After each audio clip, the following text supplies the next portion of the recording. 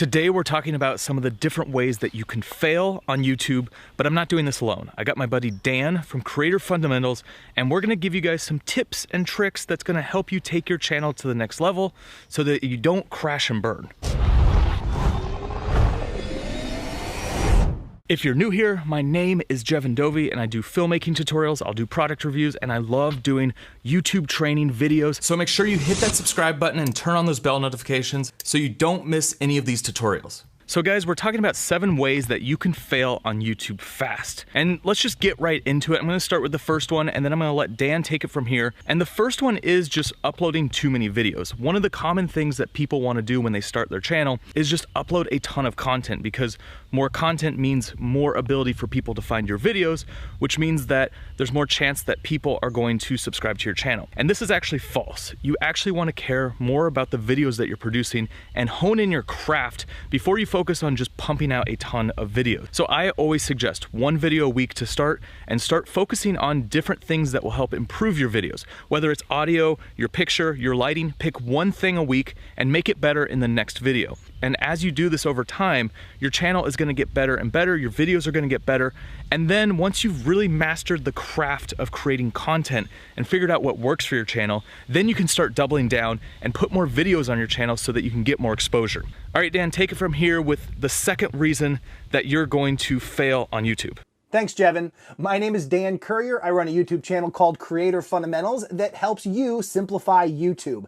Another surefire fail on YouTube usually starts with good intentions, but because people don't quite understand how everything works on YouTube, they usually tend to fail at this right in the very beginning, and that is trying to promote their content. Inevitably, what happens is they go out and start spamming everybody with links. This is definitely a surefire fail. You don't want to go into other YouTube videos' comment sections and share your videos. In a lot of cases, they're blocked anyway. If you're part of communities on Facebook that are dedicated to creators, working with other creators to share your experiences, to offer each other advice and tips and all of those sorts of things, the last thing you want to do is show up to a brand new community and start sharing your links without offering any value to the community as a whole. You want to get involved with any community in such a way that you are going out of your way to provide value to others. The more value that you're able to share with that community, the more you'll get back in return without even looking for it.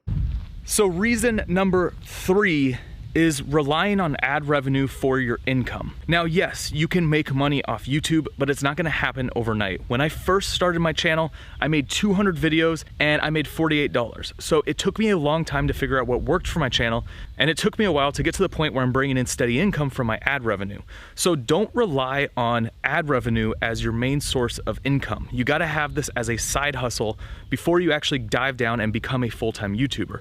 So it takes time, it's a marathon, it's not a sprint. So make sure that you have things in place that allow you to keep creating content and be able to live and sustain your life, because that's more important. You don't want to lose everything because you're trying to become a successful YouTuber. I would say make this your side hustle for a little bit until you can figure out that bottom line of what it is that you need to hit with your videos and your income. And then from there, you can switch over, become a full-time YouTuber. And then once you become full-time, you can double down on your content and start making your channel grow even faster. And make sure you guys stick around till the end of this video. I said there were 7 ways that you could fail on YouTube, but I'm gonna give you guys an extra bonus 8th tip, so make sure you stick around for that. So another way people fail on YouTube is chasing trending topics. Now, I know this sounds contradictory because a lot of people will tell you that latching on to trending topics can certainly help you grow, but what I'm talking about is when you chase too far trending topics outside of your niche that ultimately are going to cause a lot of problems for your channel. It looks a little something like this. You go out, you find a trending topic, doesn't really have to do with what you're covering on your channel, but you decide to go after it anyway, and lo and behold, you actually nail it. You get a video that starts trending, you bring in a bunch of new people, you think you're on top of the world. Well, ultimately what happens in this scenario is because you brought in a bunch of people who aren't necessarily interested in the kind of content you make on a regular basis, you've now split your audience and created a little bit of confusion out there, and it leaves you in a really awkward forward position. You can either go back to making the content that you're used to making, which is what the rest of your audience wants to see, or you have this newfound audience that's looking for these specific videos. It can really hurt your momentum in the sense that you have to make a choice to either keep pumping out videos related to that trending topic to continue to grow, or go back to the reason, the focus of your channel in the first place, which is going to alienate all of that new audience that you brought into your channel. As you can see, this causes a problem. It splits your audience. Ultimately, long-term, it's not a good thing. So if you do chase trending topics, make sure that they're relevant to your niche and they are a fit for your existing audience, or it's going to be more trouble than it's worth, and it's probably going to lead you towards failure. So number 5 is creating videos around your interests and not actually paying attention to what your viewers want on your channel. So you have to understand who your ideal viewer is, and you actually have to pay attention to things like comments and reactions to your videos and what people actually want. If you're just creating things in a vacuum and you're just creating the videos that you want to create, you're only going to get so far. You actually have to pay attention to what's going on your channel, what people want to see on your channel. And like if you start in one niche, and then you have to switch and do something different because your viewers are asking for something a little bit different, that's okay, that happens. And you just need to use your subscribers and use the people who actually like your videos as your guide to figure out new topics that you should go after, or things that you might not want to continue on your channel, or things that you want to modify. So use your audience as a tool to figure out what works on your channel and what to keep creating moving forward. All right, so another way to fail on YouTube has to do with being a little too proud of yourself. And what I mean by this is it's a long haul, it's a marathon. We always have to strive to get better. And if you're sitting around going, yeah, I make pretty good content, I'm just gonna ride this wave, you're already falling behind.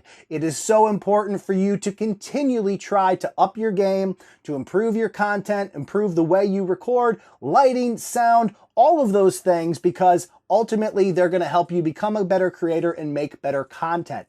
If you're standing still, if you're sitting back and saying, good job, Dan, then you're not taking advantage of the opportunities that are presenting themselves. And if you're standing still, other people are moving ahead of you and you're falling behind. So number 7 is doing the same thing over and over and expecting results. Now, when it comes to YouTube, yes, if you are consistently producing good content and doing the same type of content, then you'll get better results. And that's one of the ways that you can explode on YouTube, is finding those videos that are doing well and basically recreating those and doing variations of those. However, don't get stuck in the trap of doing the same thing over and over. I started out my channel as a travel vlog channel, and that worked for a little while, but then I realized that I had more passion in teaching, filmmaking, doing product reviews. So I started switching my channel over. And as I did that, I found what works for me, what works for my audience, like I was saying earlier, and my channel exploded. So you need to not only be creating awesome content and continually be creating good content, but you need to try new things here and there and not always be creating the same stuff. A little out of breath because I'm going up a hill. But I did say there was an 8th tip, and that is one of the ways that you can grow on YouTube is by doing collabs. So me and Dan came together to do this collab. We're not in the same place, we don't live in the same area. We've just been talking back and forth, came up with a plan, and each of us shot our portion where we're at and then put it together. And this is an awesome way that you guys can do collabs, and you don't have to do collabs with people the same size channel as yours. You can do them with people at bigger channels, smaller channels, any size channel, because at the end of the day, what the important part is that you're part of a community. So you need to find those other creators in your niche that are creating content and come up with creative ways to do collabs with them and just become a part of the community, because you can only get so far if you're a solopreneur, if you're doing this on your own without anyone else working with you. Honestly, one of the best parts about YouTube is this community, is the fact that we are so connected on the platform. So use that to your advantage, do collabs, be a voice in your niche along with the other creators, because it's awesome when you start meeting the other creators and you start finding a group of people that you really like to create content with. All right, guys, that's it. Make sure you head over to Dan's channel, check out some of his videos, because he's got a lot of really great content. It's gonna help you on your YouTube journey. All right, guys, I'll see you on the next one.